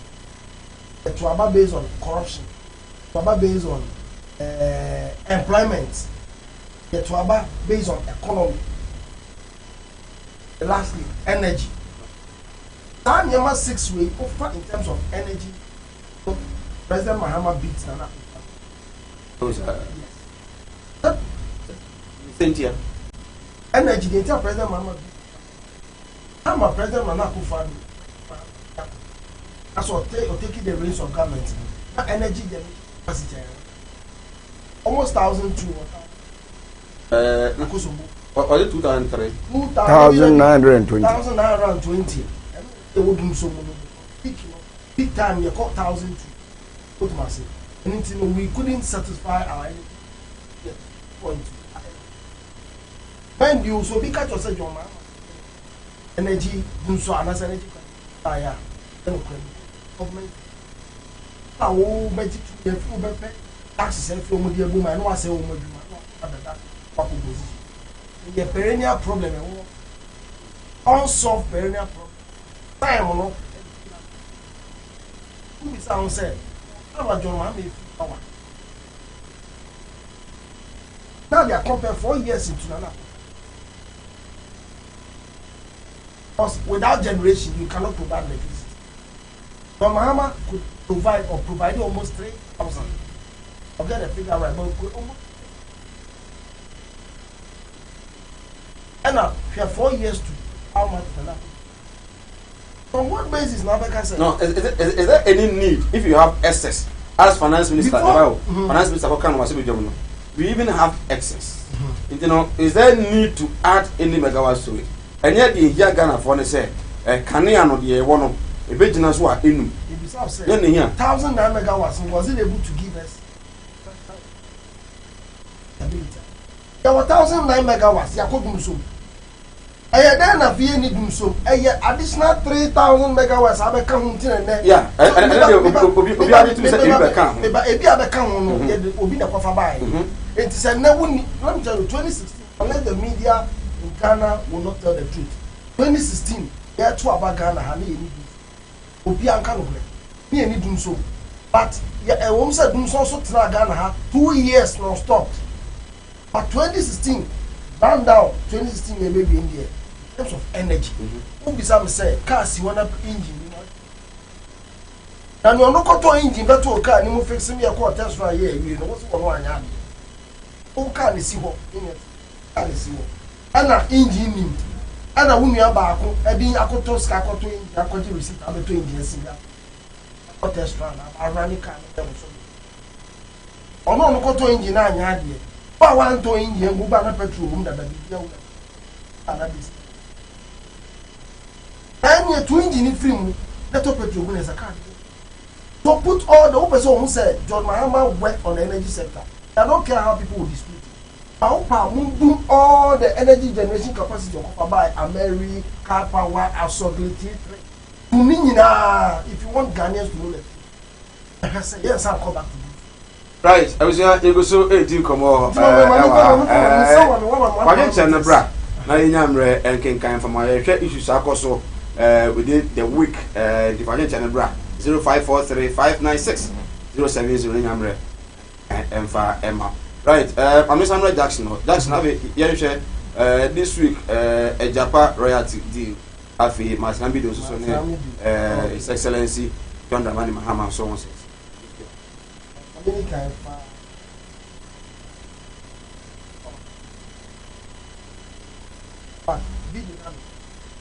I'm Benny Boss on that.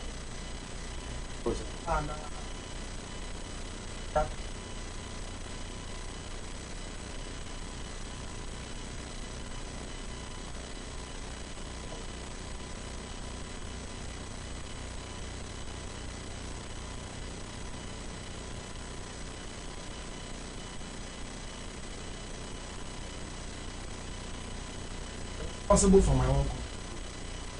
Kumawood TV.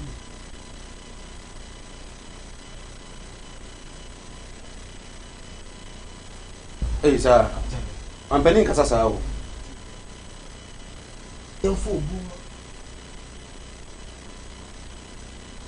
I didn't tell me to can ya. They would die so much. The entire make us a present. Yeah, why you? Yeah, why you know? That will look for. But a chest in also said. You be all passia. You are walk passia. A yes, one penny because Statesman. Statesman, I make a show.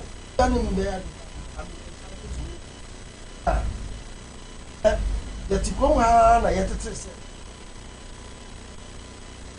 On it on pet, President Mahama. In Yenya night. But a cobar to the extent said, but Yamao Airbus scandal.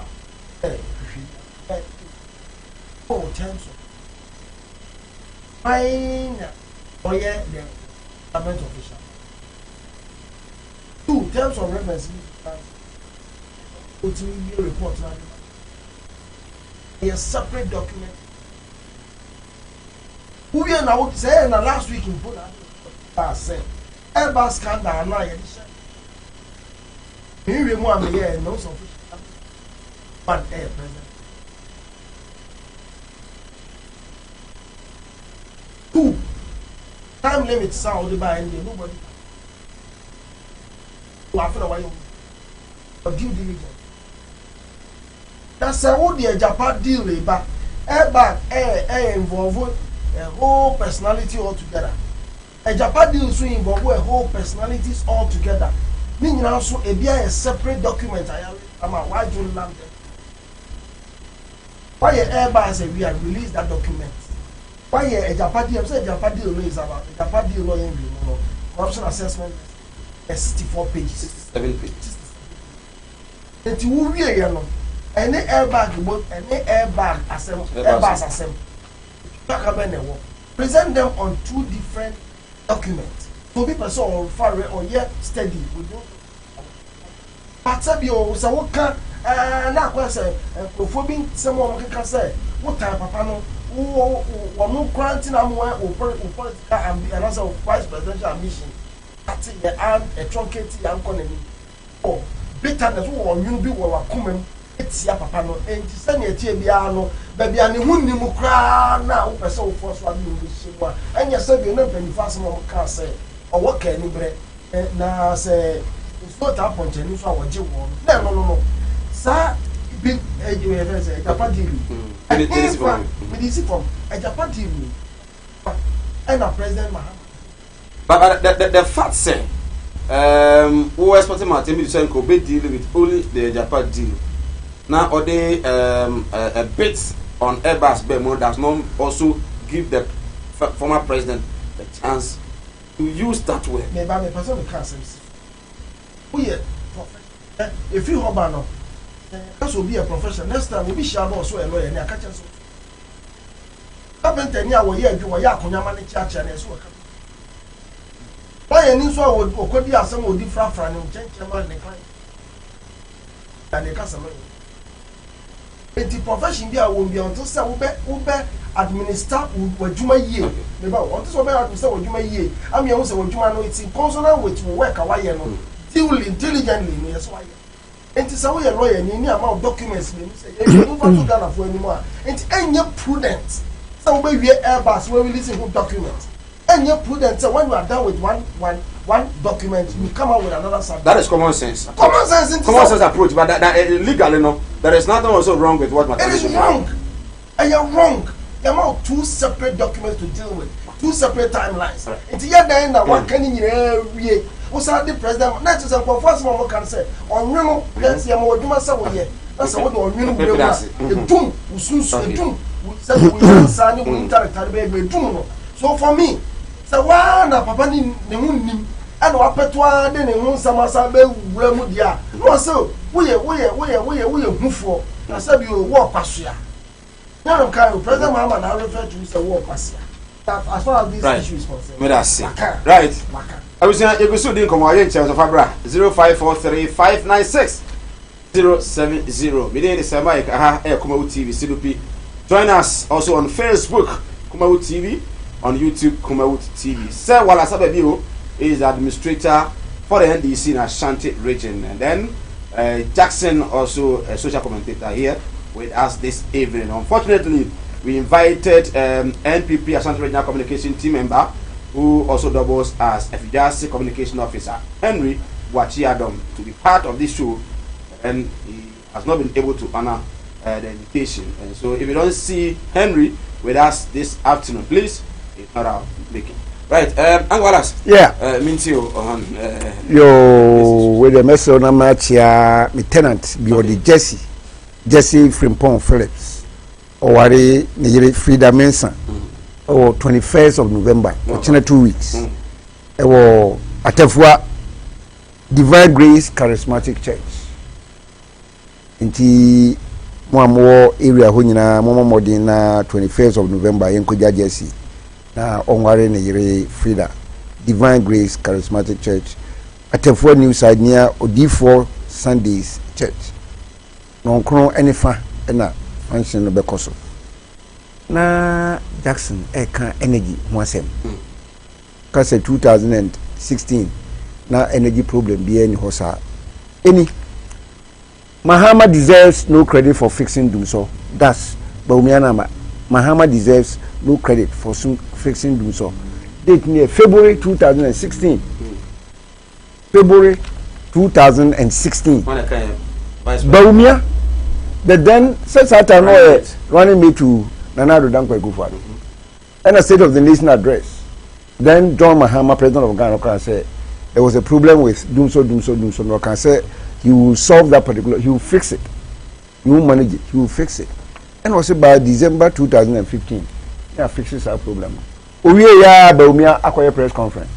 Mahama doesn't deserve any credit for solving Dumso because he brought that problem. Ana Baumia ka story na. Aneti. Inti obia obeka say na Dumso wo 2016 bia no. Onkobusa Baumia say adinti na Baumia ka sa wo ha. It's as simple as that. Airbus adina ye kan wasem. Any special prosecutor appointed in 2018 May April May already. 2018 na wanya dwuma bia na yetwa neka. 2019 na say yetwa neka so wanya dwuma bia. 2020 2018 wonu abie na no kan say by the middle of 2019 ye man na dwuma bia na ya ontimi nya dwuma ma no nso ani because Rebecca say or prosecute will be for political reasons. And 2019 2020 na what na September October Rebecca bosun na me abeso and I do yaba oni Baumia what tie John Dramani Mahama tie ni boom see Tara no tie John Evans Atamels I didn't try no monim no Baumia was the running mate for President Mills in 2008 Amidu and I said Matnamidu good Matnamidu na Baumia Matnamidu special prosecutor ma mixi we ni kakra what tie President Mills now what time President Mills tie John Dramani Mahama to the bone Matnamidu na make special prosecutor no sorry Baumia no be firm 2008 Matnamidu was the running mate to Professor Mills 2000 no not 2008 2000 rather 2000 then the President Kufuor you know sorry 2000 honorary running mate and unfortunately first round no yeah no and a second round President Kufuor then every year 2004 and John Dramani Mahama any Mills a dampo Baumia and odi mumuni Amidu Matnamidu you say dey tell me Baumia Amidu or dampo Amidu one fana ma and odi mumuni ebe no running mate and we lose 2004 2008 and odi mumuni etonche odi Matnamidu tonche and odi John Dramani Mahama be no running mate and we win 2008 no wa hwe na nado danko Akufo-Addo 2008 and the running mate Baumia 2012 or maintain 2016 or maintain no the winning 2016 inti say Matnamidu trawa no ka say na dey na Mills one retain me for 2004 now one retain me for 2008 because I remain to 2008 can we would have won I would have been vice president having president of free 2012 no I would have been president of Ghana 2012 year 2 abano I would have been president up to 2016 inti John Dramani Mahama ana abe cross no ama the vice presidential ambition and the president's ambition no wenya from 2008 it is all the John Dramani Mahama jinasi see anim ha now the no ma Matnamidu so ngokuno be kunu won anim ha ya that is true I've explained why the fact say ebi obi pe eduma bia ye no wanya no bia kwaye no nkyere se also be we go to the net and look at the stories Baumia said about Mahama in 2016 Matnamidu said about Mahama in 2016 and this is the most corrupt party in the world your friend say over my dead body for Mahama to be president this on time and go back away enti Airbus na ye kan mo muni Airbus no MP before muni mo adino Airbus na ye aeroplane no Airbus na ye company be a omo ye aeroplanes na 2010 thereabouts and a Ghana placing an order so omo ye aeroplanes no mienu emayen company no headquarters e UK omo branch e France and other countries enti UK ho no and omo ye say omo pro bi a obetimi adi animu wotimi I negotiated with the Ghana government as we move to Ghana now betting the contract no ama and yes the contract no ma Airbus no omo de tuda Ghana de tuda see a company bi obey aeroplanes ni no amaye na Airbus no so you interested and omo apply and omo see omo probe obetimi I negotiated with the Ghana government no and omo nya sa obi ne afre no Samahama no na terms omo no koye ne say so timi negotiate ma ye ne nya contract na sika na yebetua ma ye no yebema omu percentage bi as a commission 5% 3% something yebema ho ade ndi say 100 million na yebema obe 5 million as a commission and omo no 18 teams sada nti omo ye sada na no and somehow along the line no Airbus management ni ye ne say oni akon sam na omo ne ye we no oni Airbus officials no bi eye kululu bi bibi sa omo ye bibi but eventually no the company won the contract and omo ye sa Airbus adinoma aeroplanes ni adinoma for the records no the first 2 airplanes omo ye ma no they deliver no in 2011 March April until ni 2011 March April and omo the commission no ma sa sam no or whoever it was no so inti se maye adwuma oni ma contract se metimi bua wo nya contract na me ya memo sika na ma bua mo nya na di sika na ma me problem ne say problem a Ghana fo nyina ka ne say sika de ma sa adi no middle man no supposedly no eye or the bread will be a friend of government official one na government official one according to my dynamic no eye President Mahama. Official one definition is the highest, the topmost official in Ghana politics. Official one is the president of Ghana. And official 2 is vice president. Into official one is the president of Ghana. Now the first 2 aircraft no deliver no 2011.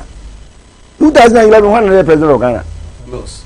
Into what they say is Mahama na government official one. Let's wait for summarize it. Into what we hear no 8 minutes or what we hear no and yes order a second set of 2 second set of 2 no you be order no na sa official no official 5 one of friend no we akro no still ya no money Airbus no oni Airbus no was our contract no omo ye ya somewhere down the line Airbus no say no omo person obemu and omo yi no free mu and the Ghana government no yesu ye ne say they are not going to negotiate through any party and on say yi obi free mu nti Ghana government now apply for 2 more aircraft no you buy on November 2014 now the government official one is President Mahama. He was the president of Ghana but at that time no na only across go between no Airbus for no any contract bia me the minim say Mahama only across any contract bia only across so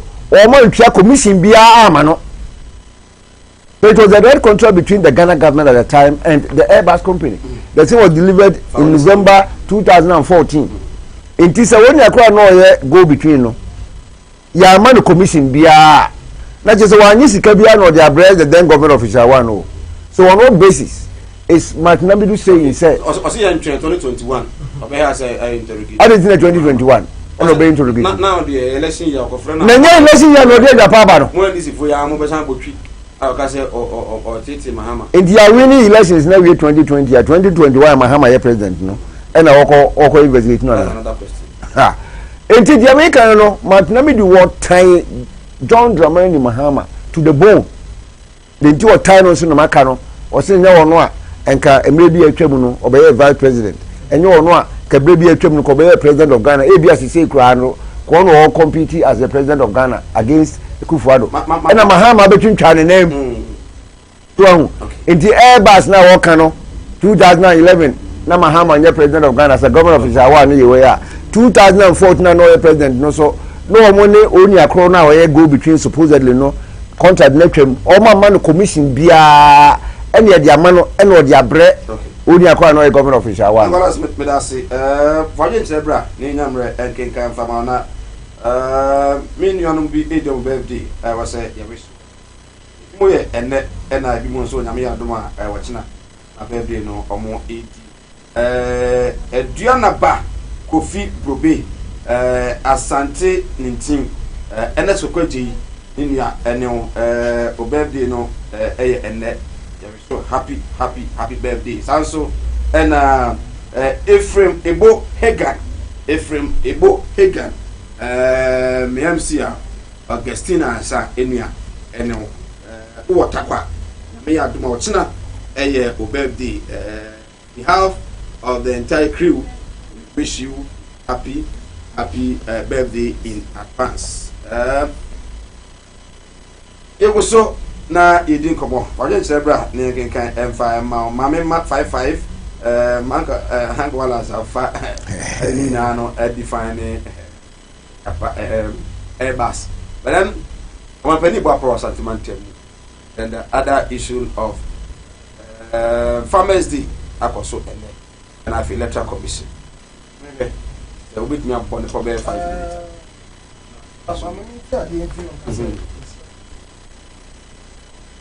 Tell me, Kasam.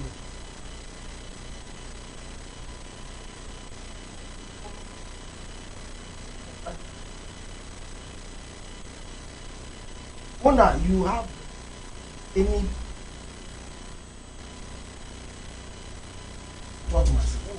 right? But timelines, you ain't finished. I'm a baby investigate. When we are, it is only be prudent and political.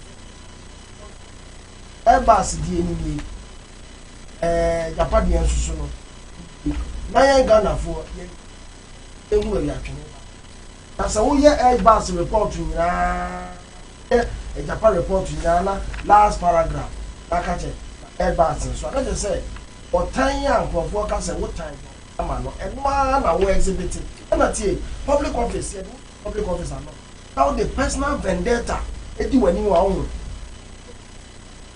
we know now we are in the forward that field in the power but or tiny mumuyo near a war come mountain that not be becoming a radical President or any of the families in other issues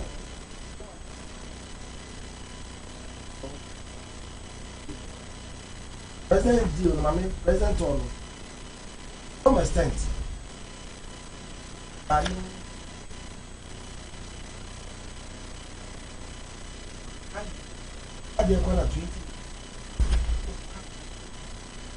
there is a situation where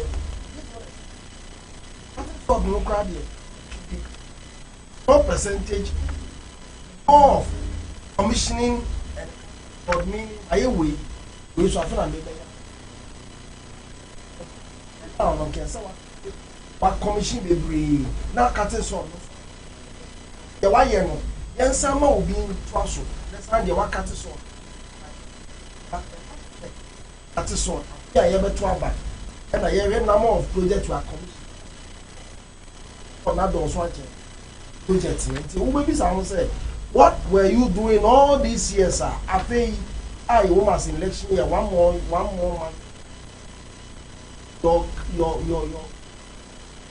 cutting project seems to outnumber your commissioning. But he has another advantage for the second term. To cut sword now, I say no one. I can't afford to man about one.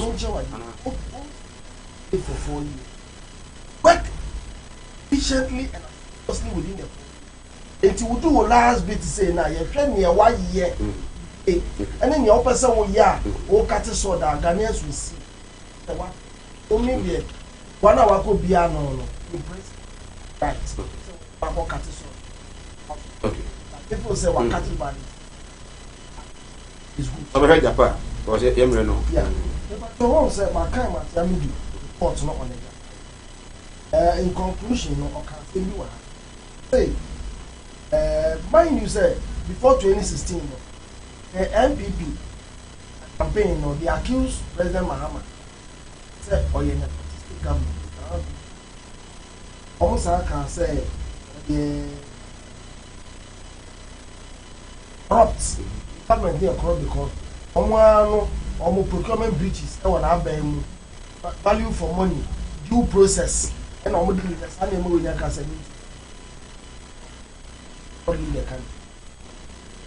now according to my In the corruption assessment, corruption risk assessment, the special prosecutor concluded that there were because of Procurement Breaches Act, Public Procurement Act, Public Commercial Management, how prices procure. Hamidu stated that the process raised reasonable suspicion of paid rigging and Adebako said, I am told, say, the report they are making kind in the year procure the services of advisors no plan on. They procure the services of advisors no plan. Now that company Bakuna or Juma in the name of data banking and come on.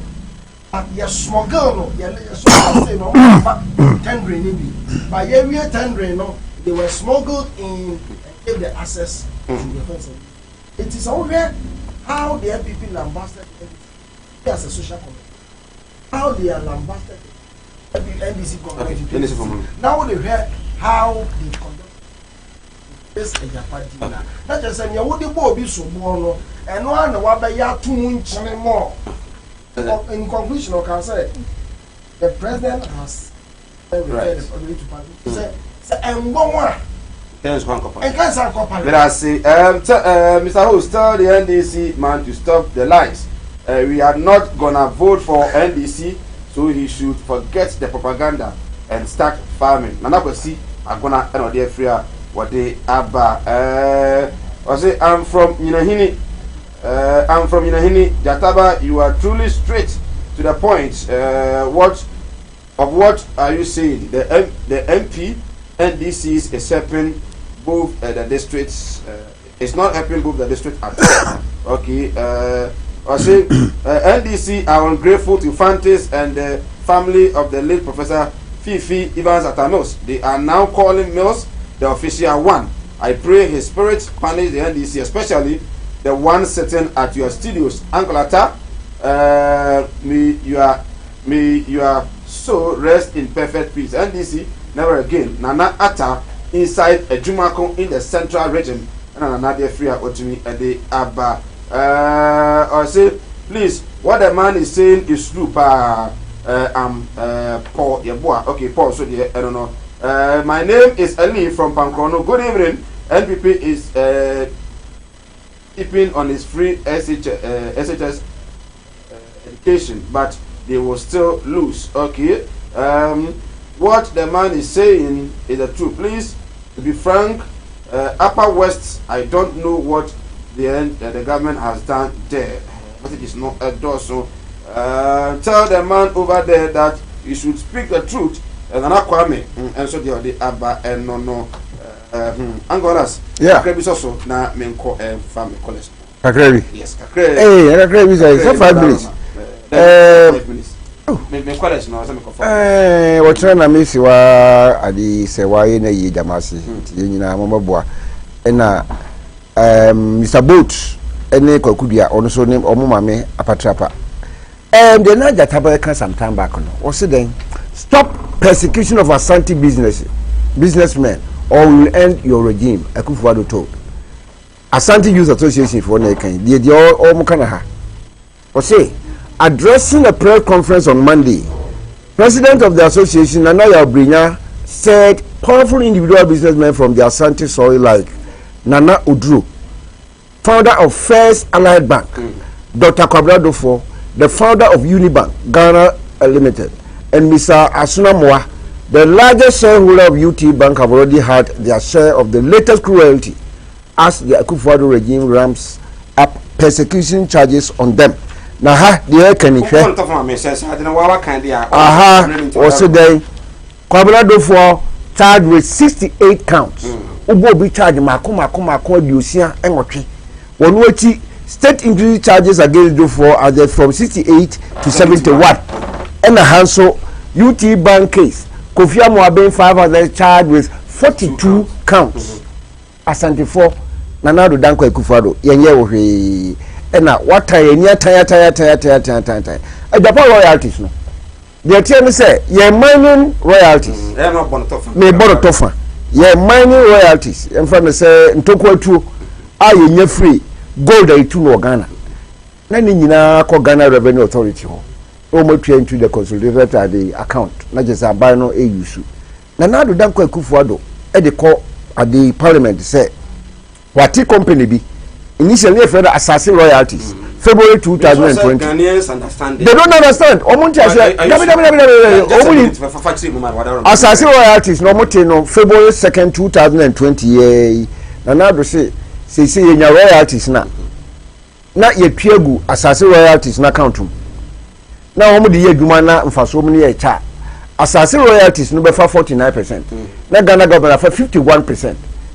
Nti enya $100 million first na $100 million nyina ya Ghana dia they say we ye adwuma $100 million bi ebenya bia no assassin for no be fa $49 million say san go back to parliament na Ghana government na ye kan ta say ye share sin nyina no eduru August and omo say assassin royalty didi ye no Ajapa royalties Ajapa royalties no only akro ye transactions advisor aye data bank no 0202 Ken Oforiata 8461 0202668462 bomo ya be fa 0202668461 668462 numbers na good screen no fra e bitumi apeko na afi e di komo to so osisa din ye na assassin royalty because ne wa assassin evem na ye gabi o cheda akodia anyway so the assassin royalties nti people began to see say assassin royalties aye we no ne assassin evem no nipa ba akodia na nti very quickly no osisa din ye no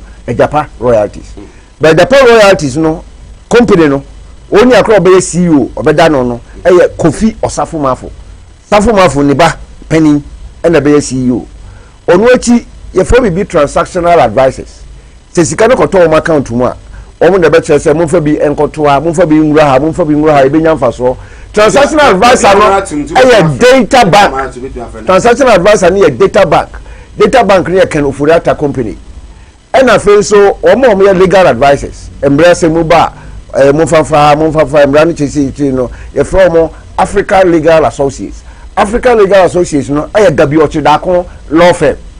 And then we put these three crowd together. Tafumafo ba e be CEO. Ye fana according to the act normal person timi nyina di. Only akro ye transaction advisor e data bank e Ken Oforiata dia. Only akro ye legal advisor e African legal as e we bia. Course no. Hello, good evening. Yeah, hello. Good evening, afraid Frementio. Hello. Jina hii na ekasa yenti wadaroma. Sunya. Yenti everything. Okay. Yeah. Hello. Abani kasa. My thank you. I'm also no pioneer. Yeah, maybe I happen on mine or that's what I know. But it seems to have come. They are not ready. I don't say the only media, that's what I'm on. That's what I'm on. The media, some people have to stop. They say, I don't know. Your host and one Ghana. It's a simple thing. You can't change the Parliament through Parliament, Mama.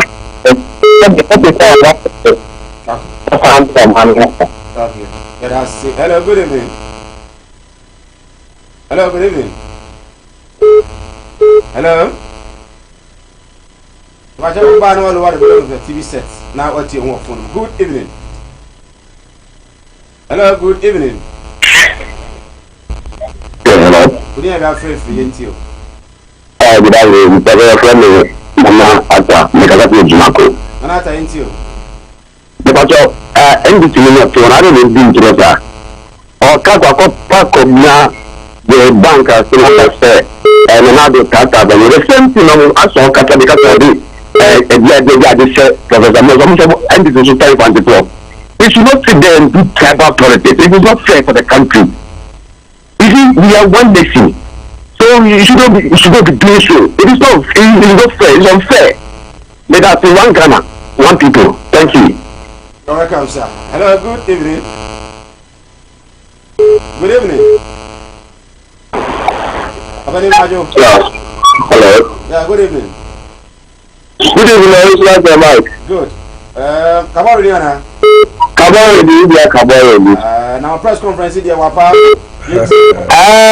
Some of the dogs were a platform place. Good. There we are trying to be after the week. You too. Not for about the car you mean with the soil and people who are like a teacher, a sentimental. Much younger know for Uncle Wallace and you. It is really in fact. The best I look at your class and your class which you can be mentioned in everyone. So I'm not winning. The second one is a red one. I am saying the more about India. It's in the boat, it's new from Boba. So now we have the walk for. Oh, it's like a kilometer and neighbor area as it is around. There's no one side class, I was a family piece of prayer. And then my guy, a taxpayer, and they use the car to one side. So that's similar at the top of a year, so one side, I got another 20. You need to be. And then I studied this at the air. The first I can offer that, I was a party with me. I was a little party, can't say you were a bit. Can't say you had some issues to get a brother and I said to the fish. And it's the other thing. Okay, I want to fetch you. Good evening. Good evening, Director. Good evening. But I'm a call here. Ntacho mi bisa interview ni pe. Go ahead. Kama jataba bet na ho. Waka say Ghana boxers na omude ma amani am. Entity for different sem na say omude ma Ghana no ma fa ma Ghana no omude ma China for e da ko bo China. Ene te chia so de o ti ho ni die. Wọ́n say bi o ma ye no. Wọ́n de Ghana for we na ntacho dia inda jataba be kan no dia papa we ken se omo percent Ghana hananga cha no me ya moden okay mu de ma no koma odu aburuchira na mo kan watan ya de ma da ya ne kan wa se omo percent Ghana e ja fadiara na sa box site ni go di ye no o ya fa nan okay thanks so much you know what pass if you do be seen there but me any yatina Uncle Sir Wallace NDC administrator Ashanti President Canada Sanso na Jackson so yes administrator Ote Nika yɛde na me ya domo Monday we be sign aten kan 4 to 6 twedi ampon o yista ɛde na so pa no efiri nyankopɔn ho na ɛba pa to so na ɔmo ho ban yakra. Yes, Kumawood Training Institute and San Juma Ahimfie asaka omo ho bio o se fa na miensa pe fa be fiansa no Juma na fa bo bra ment na ho na da bia no enkosre sika e wo bi ho wan kasa ye boss ye wan kasa waduma na wo so ye mfro boss ni bi enu ti na Kumawood TV 4 edwene